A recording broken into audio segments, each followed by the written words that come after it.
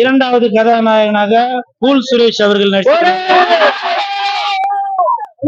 ரொம்ப நாட்களாக ரசிகர்கள் எல்லாமே கேட்டுட்டு இருந்தாங்க. ரொம்ப நாளா ரசிகர்கள் எல்லாமே கேட்டுட்டு இருந்தாங்க, கூல் சுரேஷ் அண்ணா உங்களை நான் ஸ்கிரீன்ல பார்க்க போறேன் அப்படின்னு. இன்னைக்கு ஸ்கிரீன்ல பார்க்கும்போது எல்லாரும் அவ்வளவு சந்தோஷப்பட்டு எல்லாரும் நல்லா விசில் அடிச்சு ஜாலியா என்ஜாய் பண்ணாங்க. அது மட்டும் இல்ல, எனக்கு இதுல ஒரு சாங் ஒன்று கொடுத்திருக்காரு இயக்குனர் அவர்கள். நானும் ஹீரோயினும் சும்மா ஜிங்கு ஜிங்கு ஜிங்கு ஜிங்கு ஜிங்கு ஆடுவோம். ஆமா, அந்த அளவுக்கு எனக்கு ஒரு இம்பார்ட்டன்ட் கொடுத்து படத்தின் இரண்டாவது கதாநாயகன் அப்படின்னு சொல்ற அளவுக்கு பரமசிவன் பாத்திமா படத்துல கூல் சுரேஷ் நான் நடிச்சிருக்கேன். அதற்கு என் மனமார்ந்த நன்றியை தெரிவித்துக் கொள்கிறேன் இயக்குனர் இசக்கி கார்வண்ணன் அவர்களுக்கு. அது மட்டும் இல்ல, இந்த படத்துல ஃபைட்டு நல்லா எக்ஸ்ட்ராடினரியா இருக்கு. சாங் அதே மாதிரி ஒரு சாங்குமே ஒரு வெரைட்டியா இருக்கு. முக்கியமா எனக்கு ஆடுற மாதிரி ஒரு மியூசிக் போட்டு கொடுத்து அதே மாதிரி ஒரு சாங் கொடுத்து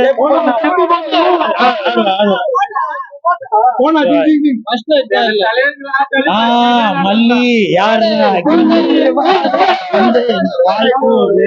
அப்படின்னு அந்த சாங்கு அது நல்லா அருமையா இருந்துச்சு. அதே மாதிரி ஒரு வருத்தமான செய்தி என்ன அப்படின்னாக்க, என்னோட ரசிகர்கள் எல்லாமே ரொம்ப வருத்தப்பட்டாங்க. அது ஏன் அப்படின்னாக்க, ஹீரோக்கும் ஹீரோயினுக்கும் ஒரு முத்த காட்சி வச்சிருந்தாங்க.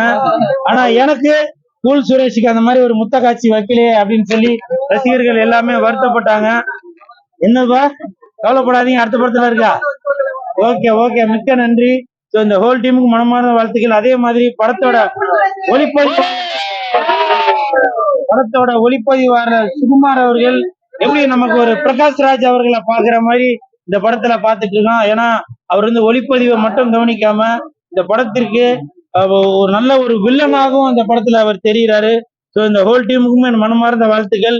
படத்தை பாருங்க, என்ஜாய் பண்ணுங்க. இன்னைக்கு உலகமே எதிர்பார்த்து கொண்டிருந்த, அதுவும் இல்லாம நிறைய பேர் இந்த படம் ஒரு கான்ட்ரவர்சியான படம் அப்படின்னு சொல்லி நினைச்சிட்டு இருக்கீங்க. அப்படி கான்ட்ரவர்சி எல்லாம் எதுவுமே இல்ல இதுல, புரியுதுங்களா? இது மதத்தை பத்தி சொல்றாங்க அப்படின்னு நினைச்சிட்டு இருக்கீங்க.